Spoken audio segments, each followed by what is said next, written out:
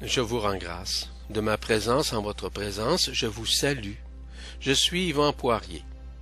Je vous souhaite la bienvenue dans ce nouvel espace de révélation du chapitre 4, dans lequel je traite de la nouvelle science en vue de cette libération systémique, ainsi que de l'ascension multidimensionnelle.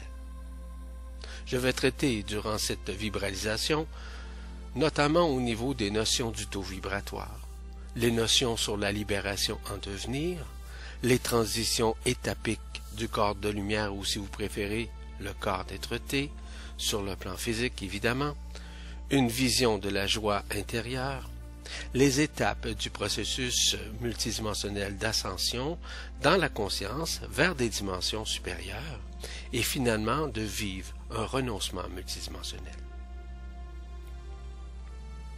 Notion du taux vibratoire. Prenons l'eau comme exemple. État solide, liquide et gazeux.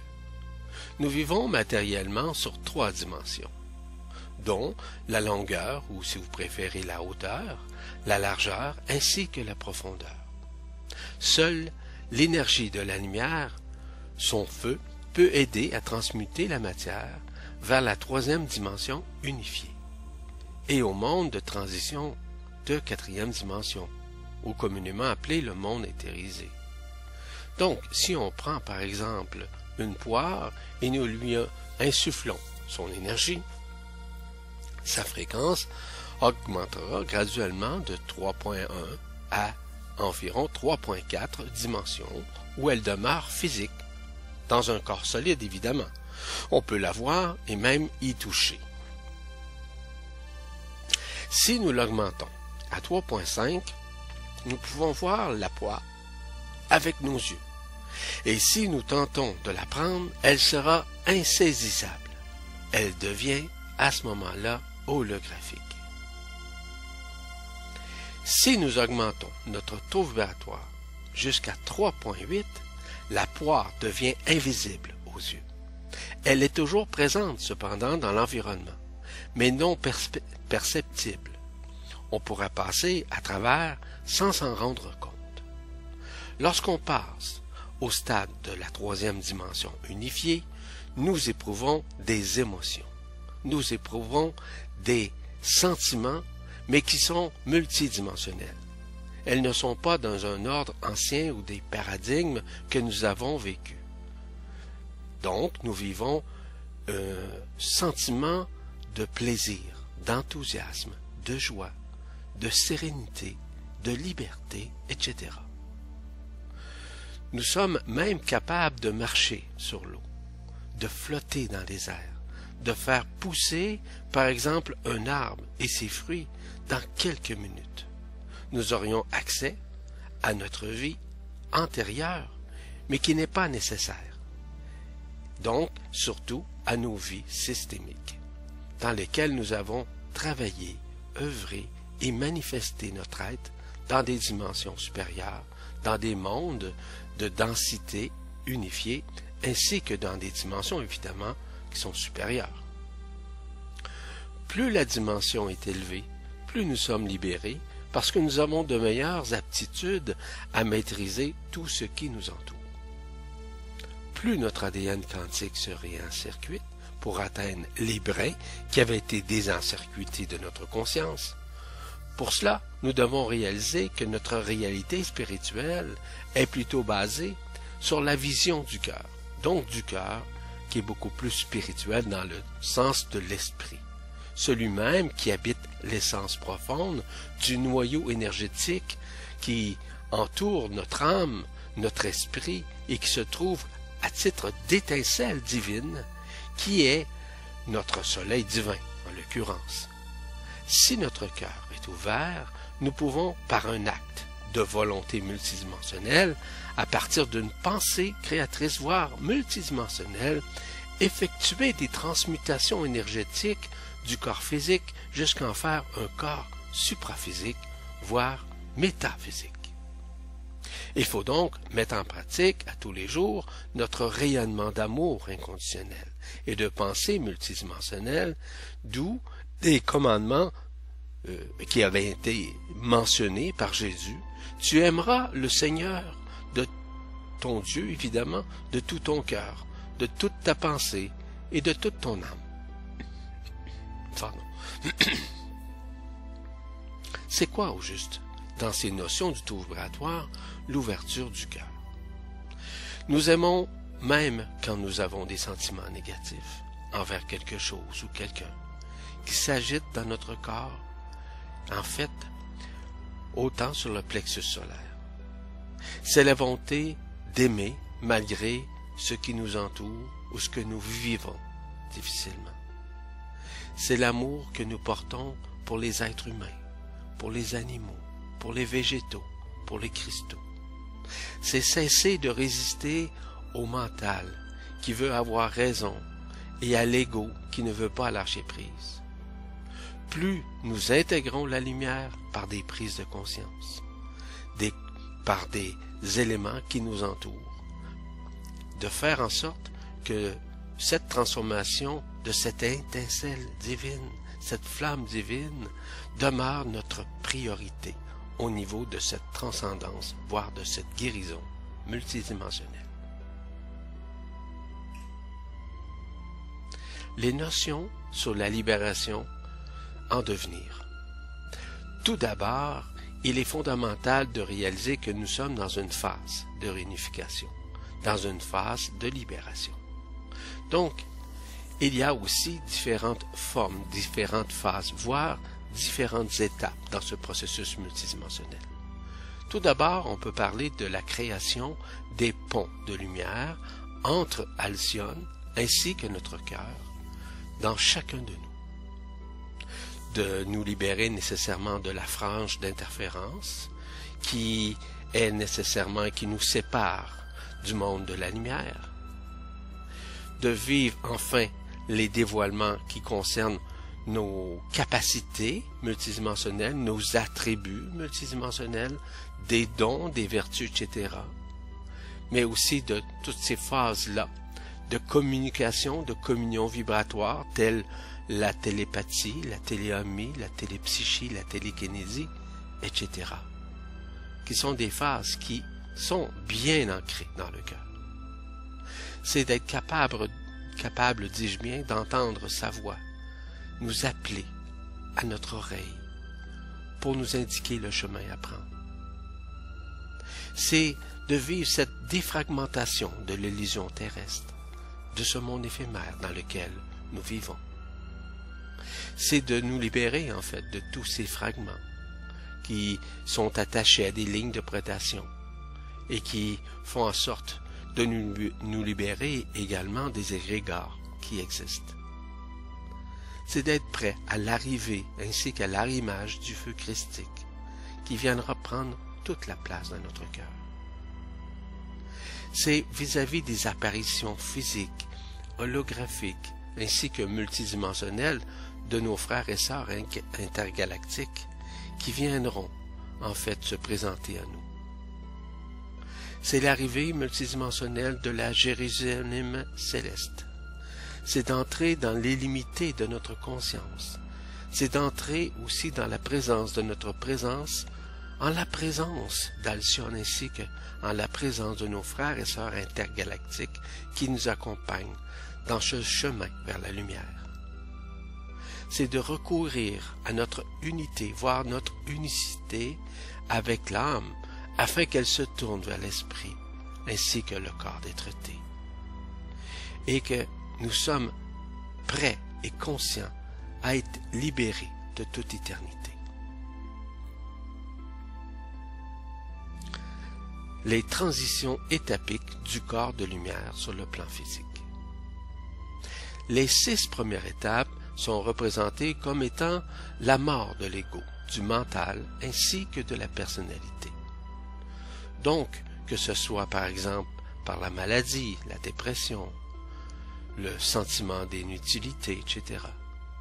Cela permet de refaire une nouvelle image de soi, de reprendre goût à la vie. Des changements physiques et mentaux, ainsi qu'émotionnels se manifestent.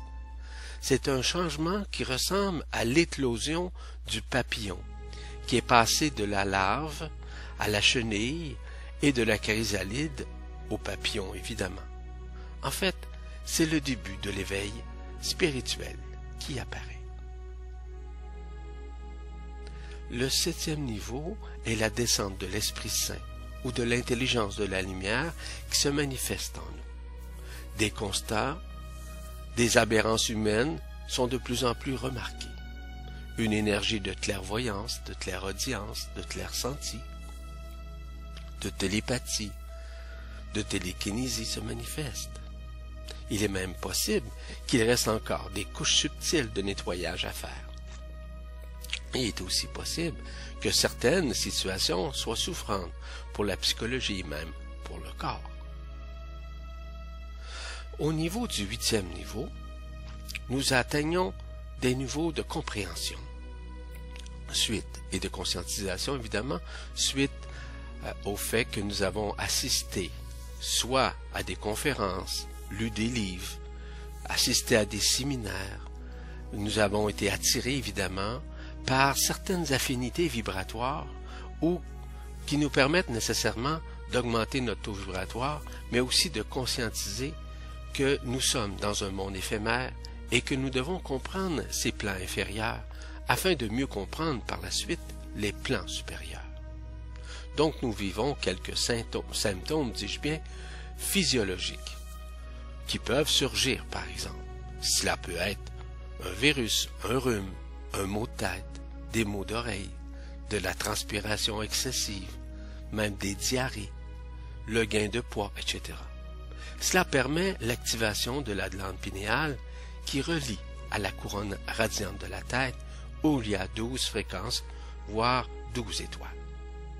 Il est possible aussi d'entendre des bourdonnements ou de l'acouphène au niveau des oreilles. Les guides de lumière peuvent aider à décoder les messages subliminaux. Il s'agit simplement de leur demander de l'aide.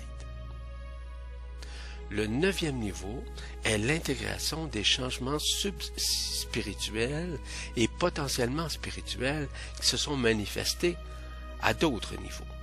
Ainsi, il y a la réflexion des relations interpersonnelles qui est omniprésente. Tous ceux et celles qui ne vibrent plus avec ce que nous sommes en train de vivre nous quitteront, s'éloigneront de nous. Cela ne fait pas en sorte que nous les abandonnons ou que nous les rejetions.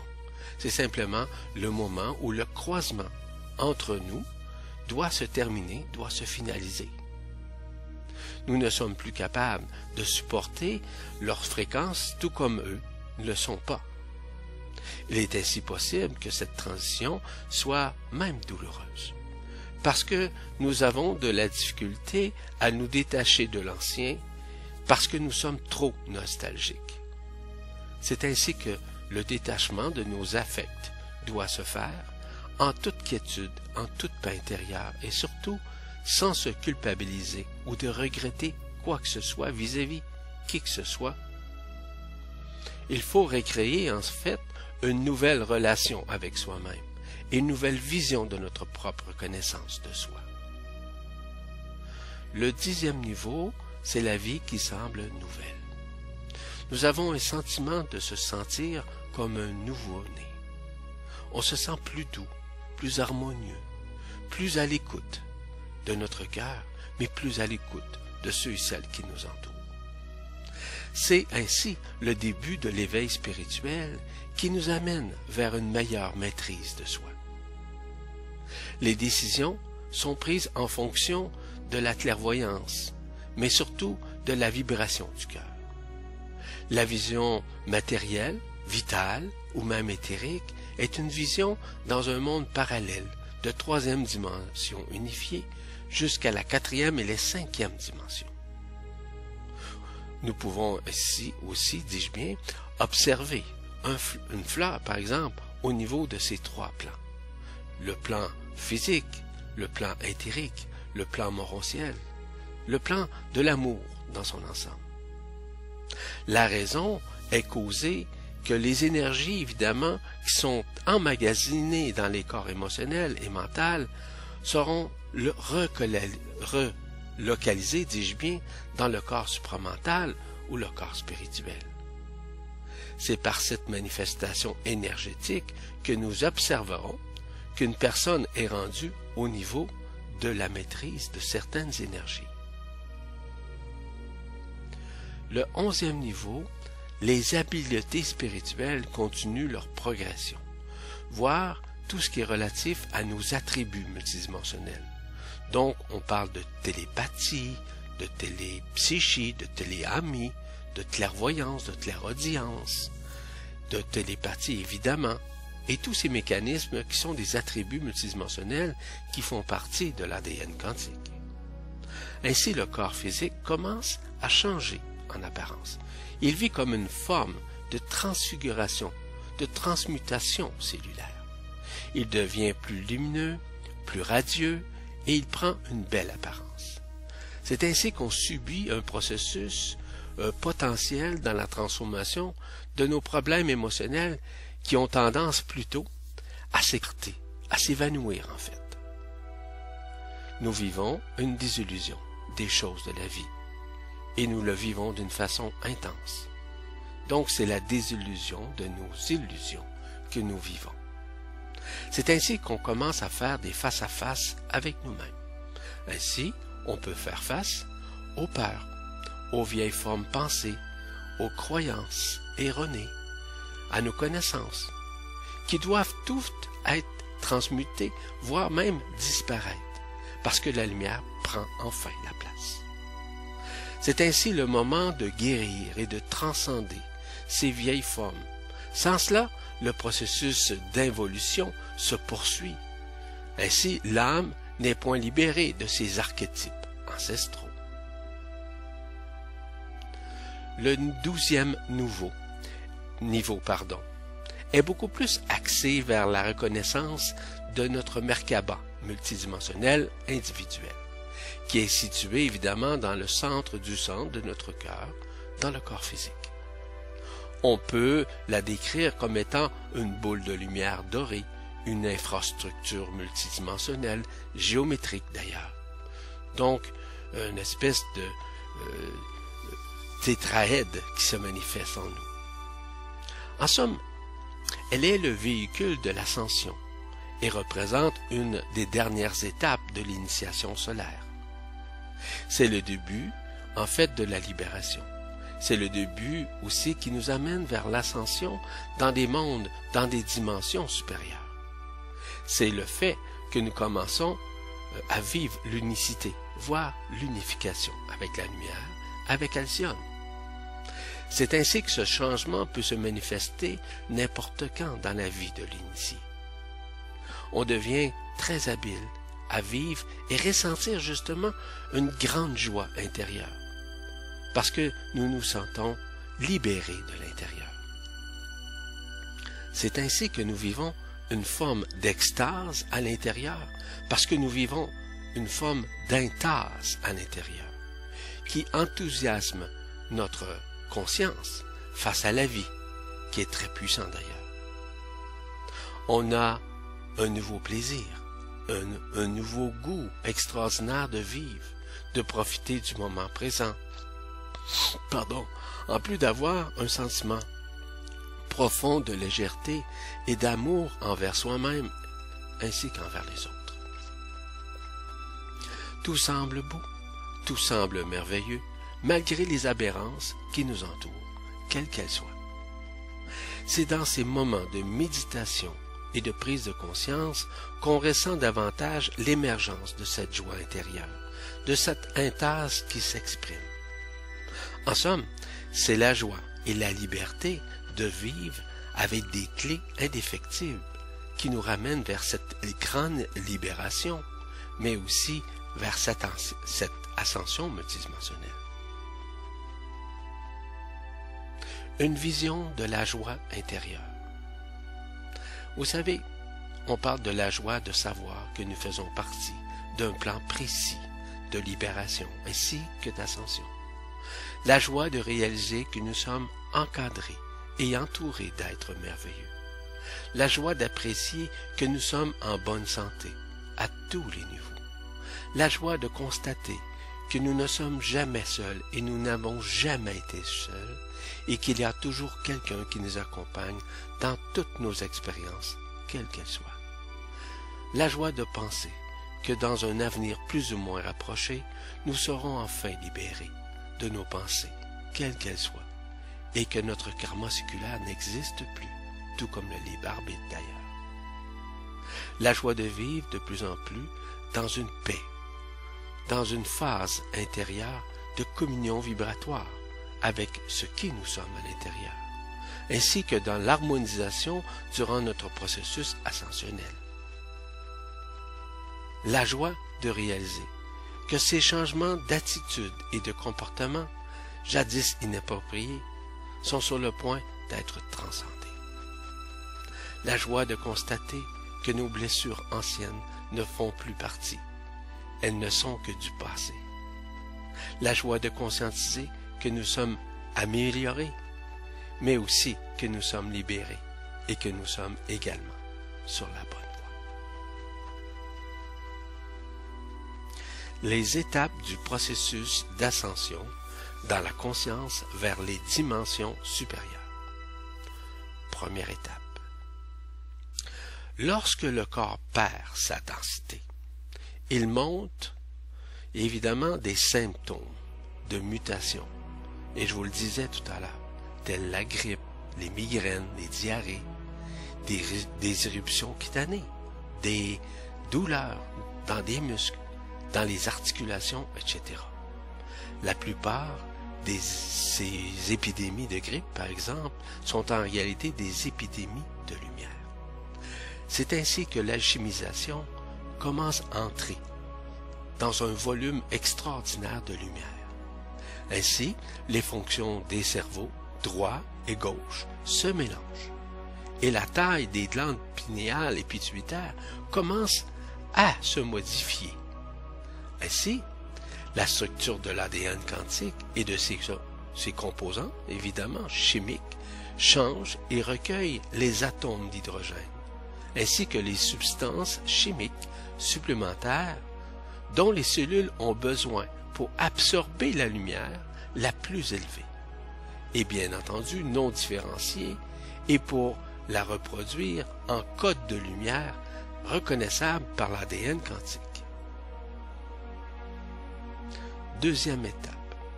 Le corps éthérique est inondé de lumière. Il est libéré des expériences karmiques. On peut se sentir désorienté, mais aussi attraper, évidemment, certains virus. Beaucoup commencent à se demander « Pourquoi suis-je ici ?» C'est toujours cette forme d'interrogation qui se manifeste en chacun de nous. La lumière, dans le corps éthérique libéré de la structure, qui s'unifie à la troisième dimension unifiée ainsi qu'à la quatrième dimension, qui va se produire nécessairement vers la cinquième dimension, va provoquer des rotations rapides, un peu sinusoïdales, dans les structures géométriques des corps émotionnels, mentaux, causaux. Donc ces changements sont rapides. Il y a beaucoup de moments où on se sent fatigué. La troisième étape. Les sens physiques deviennent de plus en plus aiguisés. Non seulement nos différents corps absorbent la lumière pour leur propre transformation, mais ils se comportent aussi comme des transmetteurs, voire décodeurs d'énergie de la lumière supérieure pour toute notre être-té, évidemment, mais surtout pour la planète. Le processus d'inspiration est irréversible maintenant, comme un élastique qui aurait été étiré au maximum et qui redeviendrait à sa position initiale, évidemment. La quatrième étape. Des changements importants se produisent dans le cerveau, ainsi que des échanges chimiques ainsi qu'électrochimiques au niveau de l'énergie. Les symptômes sont par exemple des migraines fréquentes, une vue trouble, une perte d'audition et parfois des douleurs dans la poitrine. C'est l'embrasement de la lumière qui se manifeste à travers nos trois couronnes radiantes de la tête, du cœur ainsi que de la Kundalini ou du sacrum, qui sont en train évidemment de vivre l'épuration en vue de leur réunification. Ainsi, ces mécanismes du cristal de la lumière dans les corps éthériques qui ont été réunifiés empêchent les rayons de lumière du plan de la 5e dimension de se connecter, mais jusqu'à ce que nous soyons prêts à les accueillir d'une façon multidimensionnelle. C'est pour ça que les douleurs dans la poitrine sont évidemment dans l'expansion des énergies qui se manifestent directement dans la poitrine du cœur, évidemment, car ils s'ouvrent à des niveaux plus profonds à l'intérieur de ce cœur. Ainsi, la vue, l'ouïe sont réalignés afin de fonctionner d'une façon différente. C'est-à-dire que le troisième œil commence à se fermer graduellement pour faire place à la vibration du cœur, c'est-à-dire à la vision du cœur. Le corps mental commence à se demander s'il est vraiment responsable et évidemment si les personnes ressentent une envie forte, voire inexplicable et indéniable de suivre leur esprit sans hésiter. Il y a toujours une résistance. Même certaines personnes peuvent avoir des éclairs de télépathie, de clairvoyance, et presque tous et toutes commencent à faire l'expérience de l'empathie vibratoire, qui est la compassion en l'occurrence. C'est un moment pour ressentir, pour honorer, pour accepter et reconnaître notre corps émotionnel et aussi pour apprendre à le maîtriser.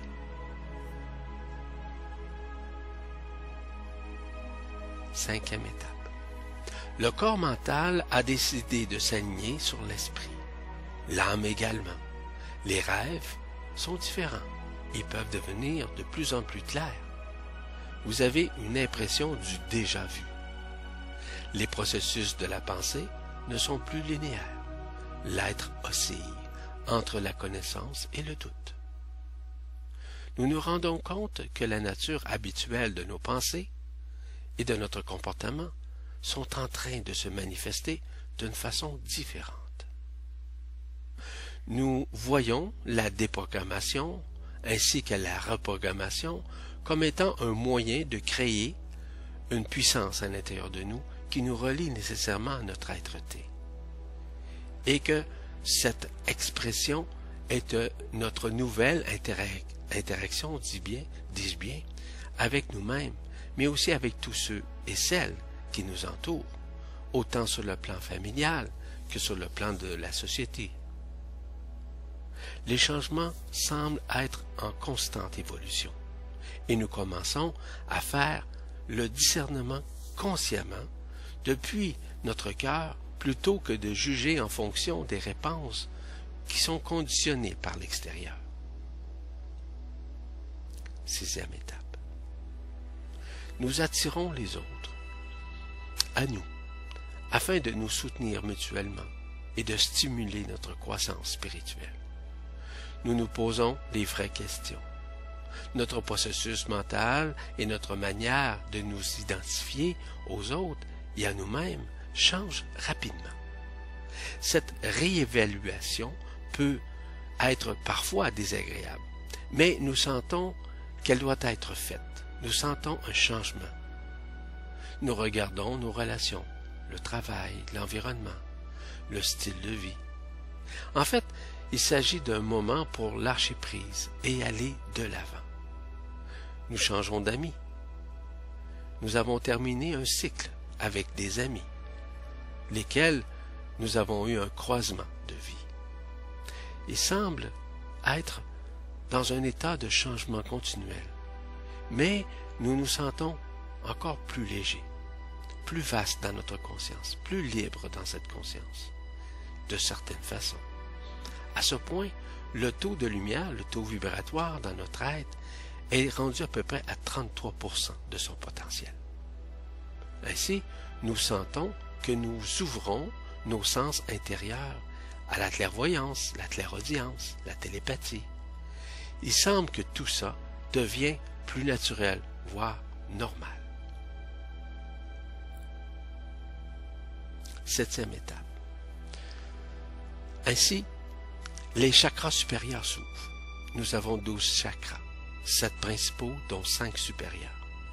Tout s'ouvre davantage. Nous devenons de plus en plus vrais, de plus en plus authentiques. De plus en plus aussi, on se départit de nos émotions.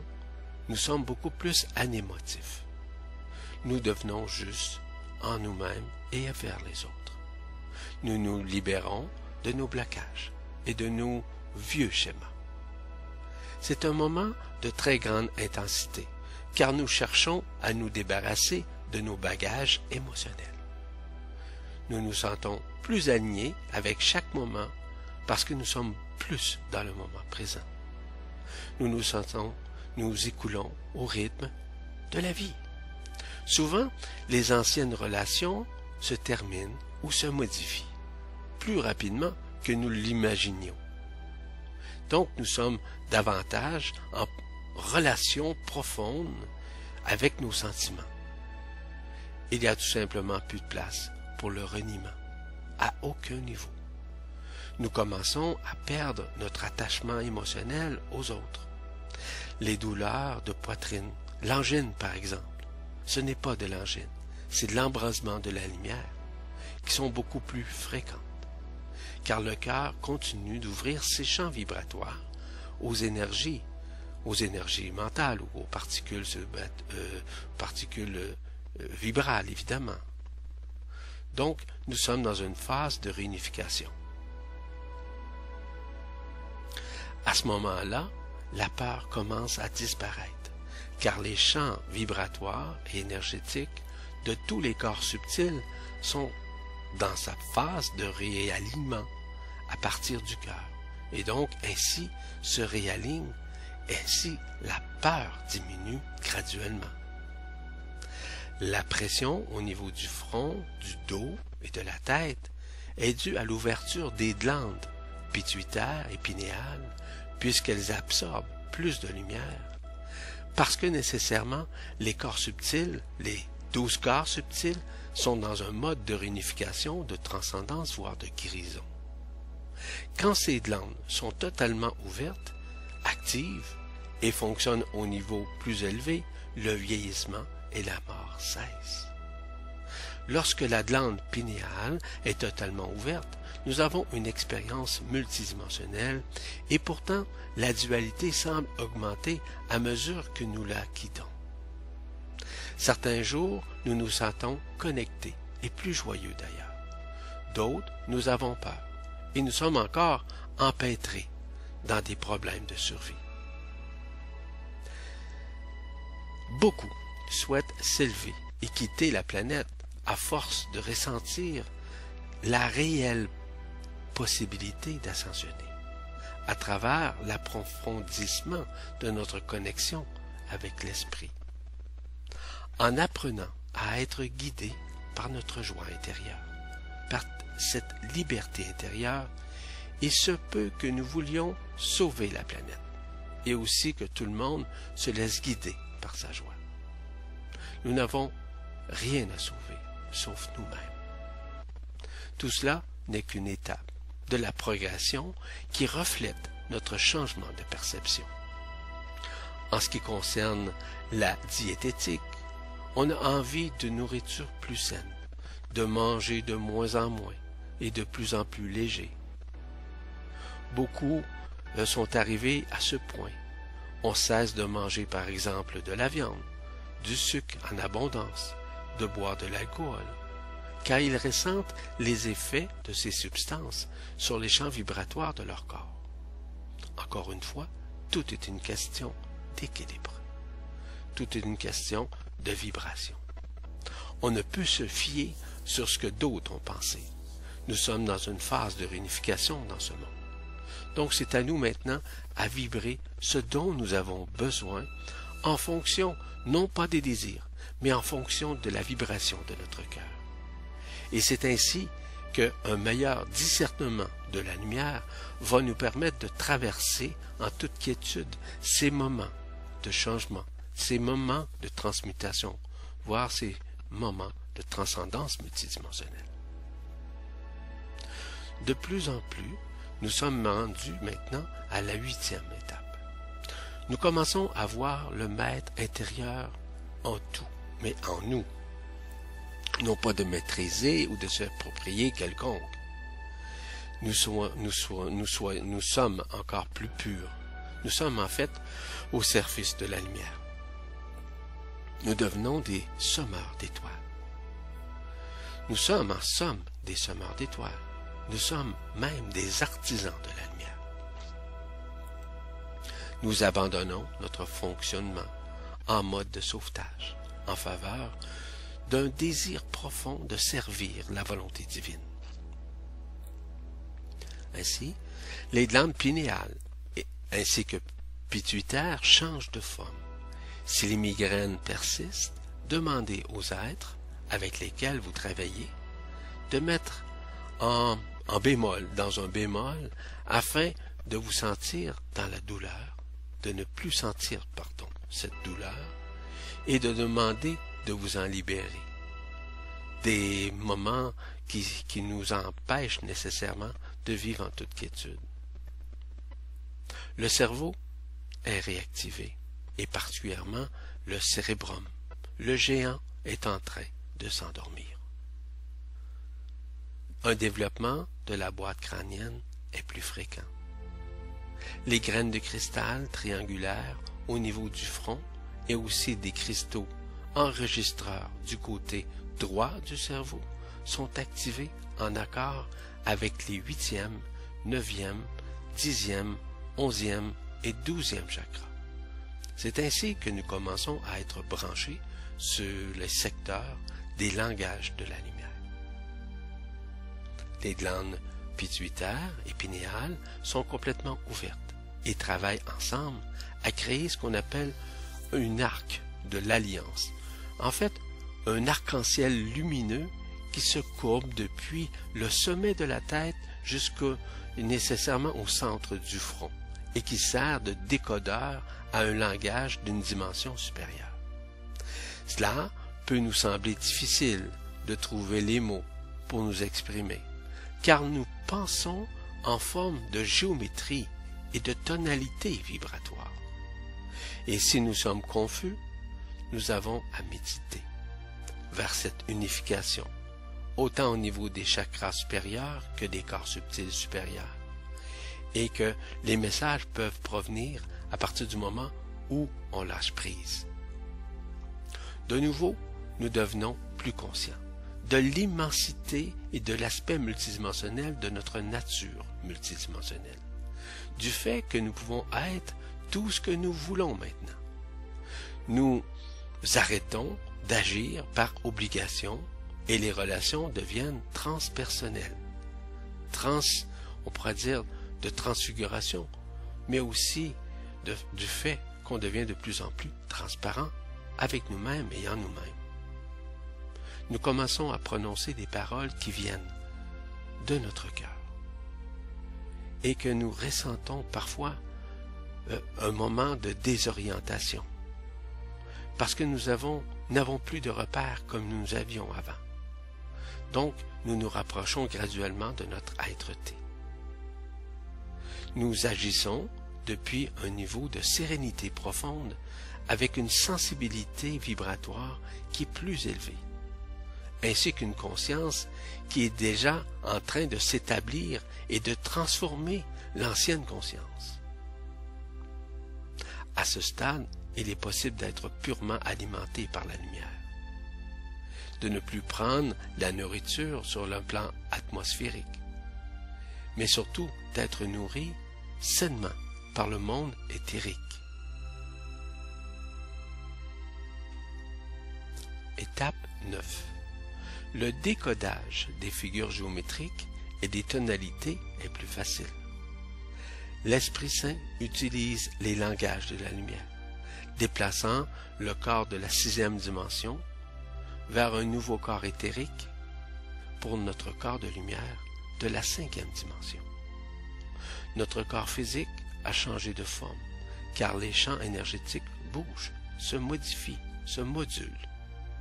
Nous sentons intimement reliés partout à tous les êtres, à nos liens interstellaires et moins connectés avec les opinions d'autrui.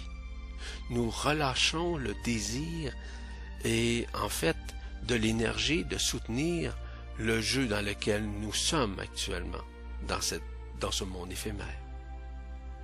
Et nous commençons à nous sentir véritablement libres.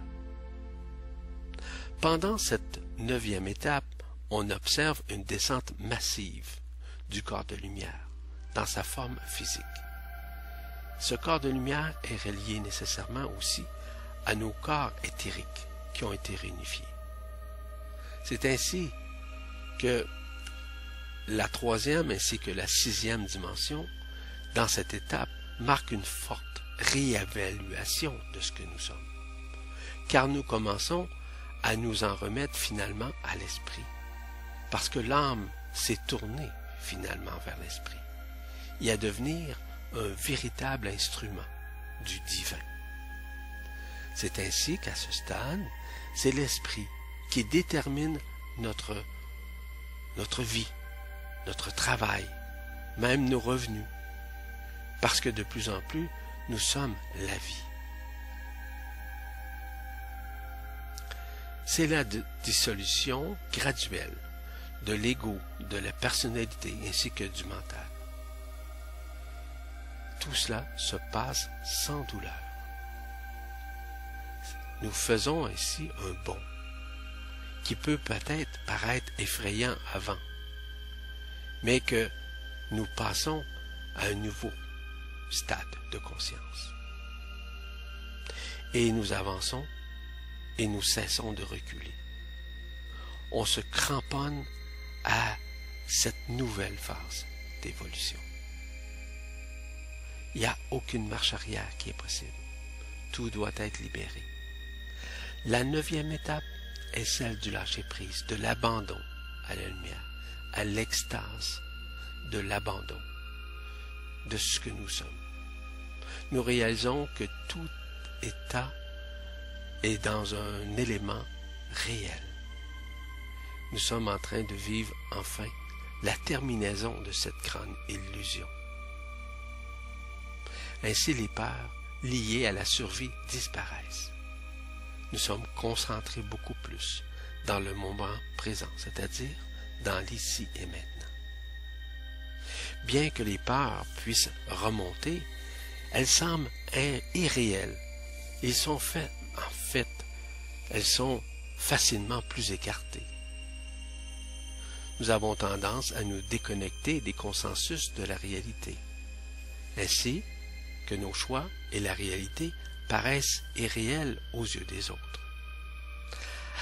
À partir de la 7e, la 8e ainsi que de la 9e étape, la lumière intérieure irradie considérablement. À présent, nous nous sentons incroyablement enracinés, connectés, centrés, utiles et désirant uniquement nous servir. Donc, nous sommes dans le luminocentrisme au lieu d'être dans l'égocentrisme. Pendant un temps, il se peut que nous pataugions, dis-je bien, entre la 8e et la 9e étape, à force de nous sentir sur le point de redevenir un être illimité. Cela se stabilise à la fin de la 9e étape. Alors, nous nous sentons continuellement connectés à notre être et nous agissons guidés, un peu comme le feu du Christ qui se manifeste dans notre cœur. Notre intention, de même que notre motivation, vise toujours à ce qu'il y a de plus en plus élevé. Bien que les autres, à cause de leurs problèmes et de leurs conflits intérieurs, puissent choisir de ne pas le voir. C'est à la 9e étape qu'on commence à s'accrocher à notre « Je suis un ». Les 3 dernières étapes unifieront nécessairement tous les champs énergétiques, tous les chakras, tous les corps subtils seront unifiés et nous devenons totalement connectés à notre présence du « Je suis un ». La 10e étape. Nous ne faisons qu'un avec la source de la conscience et nous savons que tout est possible. L'ADN quantique ne se compose plus de 2 hélices, mais bien de 12. Ainsi, il y a possibilité de téléportation. La manifestation, etc. sont instantanées. La Merkaba, un autre nom pour le corps de lumière, est construit et nous permet de traverser l'espace, le temps, ainsi que les dimensions, complètement avec notre entièreté. En fait, c'est nos corps éthériques qui habitent cette Merkaba, ce corps éthérique de lumière, qui va se reconnecter au corps d'être-té, ou si vous préférez, le corps d'éternité. Ainsi, il possède sa propre conscience, et nous la dirigeons. La 11e étape. Tous les niveaux du corps de lumière ont été construits, activés, et sont reliés à notre corps physique par des points rotatifs. Ces matrices lumineuses s'alignent le long des méridiens physiques et d'acupuncture et forment des lignes de lumière qui s'entrecroisent dans de belles figures géométriques qui vont de soi. C'est un nouveau système de circulation de la lumière à partir de la 5e dimension qui se manifeste. La régénération cellulaire est déjà accomplie.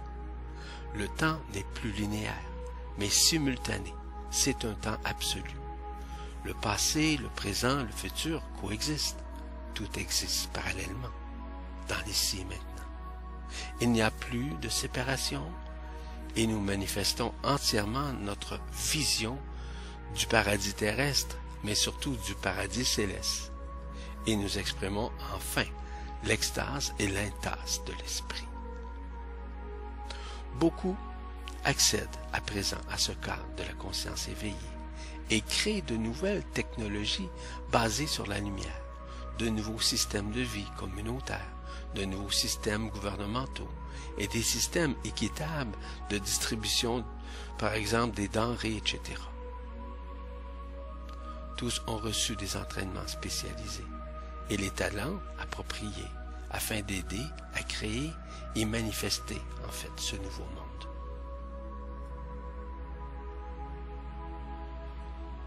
La 12e étape, c'est la continuation de la création et de l'implantation du système du nouveau monde, en association avec d'autres initiés de la 12e étape, qui donnent vie à de nouveaux gouvernements, un nouveau système financier, un nouveau système d'éducation, une meilleure répartition des ressources. Tout est redéfini dans les nouvelles étapes, en vue évidemment de cette libération, dans le but de vivre l'ascension. À ce moment-là, la planète et tous ses habitants auront été rétissés de lumière afin de briller de leur gloire. La planète entre dans la lumière, sort de cette dimension désunifiée, est ensemencée et amenée dans un système à plusieurs étoiles où chacun est un corps de lumière, où suit l'esprit en totale maîtrise. Toutes les réalités parallèles sont redessinées et réabsorbées, parce que l'esprit maintenant s'est aligné à la volonté divine d'Alcyon. Nous sommes à l'étape maintenant de vivre le renoncement. Le renoncement signifie que on renonce selon ce que nous sommes en mesure d'appliquer à tous les niveaux de notre vie, de tout ce qui existe en nous, l'ego, la personnalité, l'âme, les vies antérieures, les peurs, les souffrances, les peines, le rejet, l'abandon, les maladies, etc. Toutefois, nous commençons à renoncer. Nous ne dénions pas. En fait, on ne rejette personne dans notre vie, parce que nous avons décidé de renoncer à l'éphémère. Nous faisons plutôt face à nous-mêmes, et non à quiconque dans le renoncement. Le renoncement est le dernier défi auquel nous sommes confrontés à régler. Donc, tout ce que nous faisons accomplissons et expérimentons sur cette terre, nous réalisons que tout est à illusion. Le renoncement, c'est mettre fin à toute forme de dualité qui ont créé des conflits, des chicanes, du mépris, des jugements, pensant que nous avions raison dans telle ou telle situation. Le renoncement, c'est de nous préparer à rejoindre nécessairement le corps de traité, à partir du moment où l'ego, la personnalité ainsi que le mental seront dissous, afin de cueillir le feu christique dans notre cœur.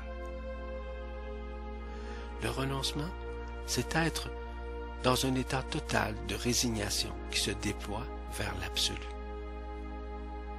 Le renoncement est l'ultime présent de l'humilité, de la simplicité, de la transparence, ainsi que de la spontanéité.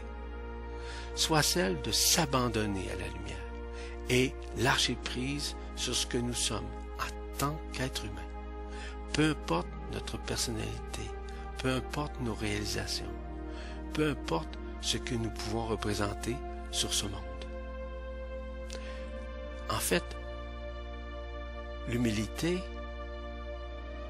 la transparence, la simplicité, la spontanéité nous ramènent vers ce que nous sommes de toute éternité et nous fait vivre enfin cette grande libération.